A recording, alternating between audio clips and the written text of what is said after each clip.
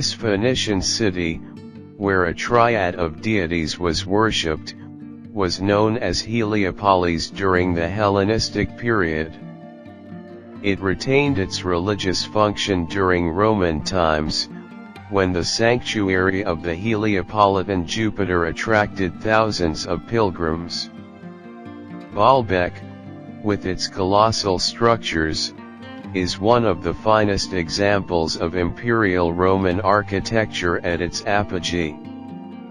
The complex of temples at Baalbek is located at the foot of the southwest slope of Anti-Lebanon, bordering the fertile plain of the Bekaa at an altitude of 1,150 m. The city of Baalbek reached its apogee during Roman times.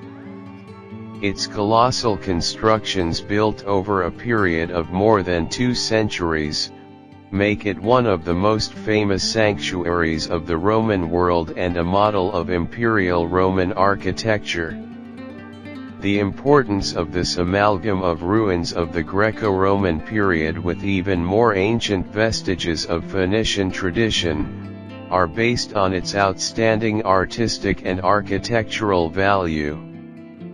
The Acropolis of Baalbek comprises several temples.